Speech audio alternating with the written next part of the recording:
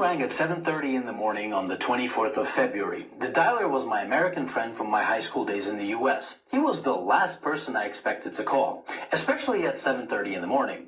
I knew immediately that the war has actually broken out. The beginning of the war did not surprise me. In fact, it's long overdue. What surprised me was the fact that he knew nothing about the suffering that the Russian Ukrainians had endured over the past 8 years. Let me get something straight. NATO promised that they wouldn't move an inch to the east. That was a lie. And now we are surrounded by an aggressive military alliance. NATO gladly bombed Yugoslavia under the pretenses of potential genocide. Did they bomb just military installations? No. NATO destroyed schools, hospitals, bridges, cultural monuments, private businesses, and industrial plants. Did you forget about that? Did you forget about how NATO pumped money and weapons into Georgia right before Georgia bombarded Russian peacekeepers and civilians? Of course you did, because your media doesn't want you to know. Did you forget how yet another territory was ripped away from Serbia? Do you not remember Kosovo?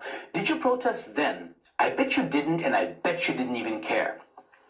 Did you forget the invasion of Libya? If you're in Europe, you can't forget. Thousands of migrants are your daily reminder of what your governments did to that country.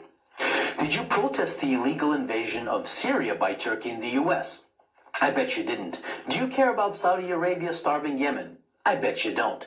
Do you care, or did you care, about the illegal invasion of Iraq and Afghanistan under false pretenses? What, they aren't people to you? Why haven't you been vocal against the murder of children and civilians at Iraqi and Afghani weddings by American bombardment? Ah, that's right. They're brown people. They're probably worth less to you. Where were your crocodile tears when Kiev started bombarding Ukrainian Russians in the east simply for doing the exact same thing as the Ukrainians did in the west, was to get rid of a corrupt government? Where were your crocodile tears when Kiev shut off electricity and water to Crimea? Where was your Save the Ukrainian People when 48 civilian anti-Maidan Ukrainian protesters were rounded into a Union trade house and burned alive whilst those who tried to escape the fiery hell were beaten and shot? Do you by any chance know who the Madonna of Gorlovka is? Do you know what the Alley of Angels memorial is? Let me give you a hint. People engraved into that memorial aren't alive and they are not adults. Did you shed even one digital virtue signaling tear when the children at the children's beach in Zagreb were purposefully bombed by the Ukrainian military using illegal cluster bombs? I bet you didn't. But that's okay.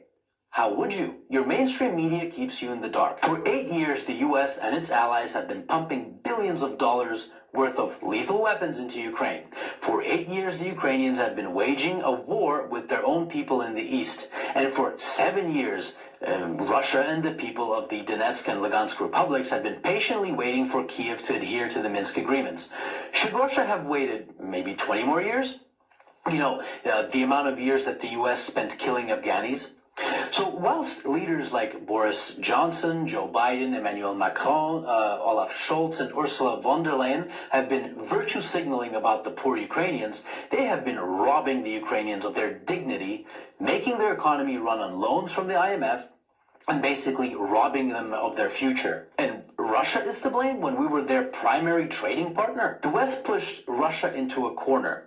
Protect yourself from an increasingly hostile neighbor who wants to become part of a hostile military alliance called NATO and lose Nord Stream 2, for example.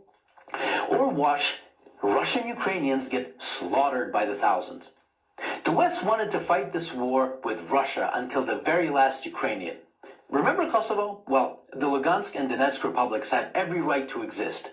Russia didn't set the precedent. Your leaders did when they recognized Kosovo. And final food for thought.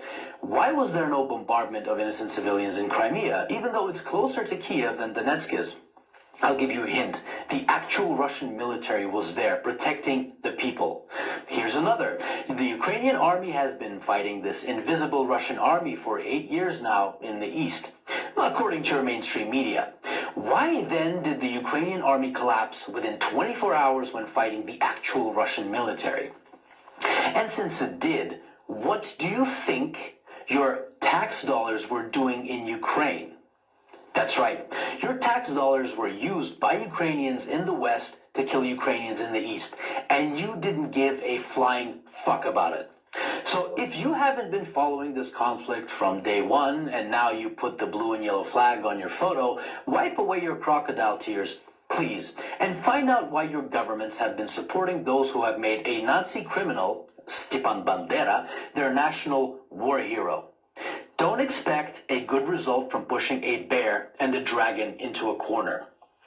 And definitely don't be surprised when that bear and that dragon begin pushing back. So if you haven't been crying for the collectively millions of dead Iraqis, Afghanis, Syrians, Libyans, Yugoslavians, and East Ukrainians these past 20 years, but you're crying crocodile tears for Ukrainian military installations, wipe them away and think about what your governments have been doing and what they're still doing.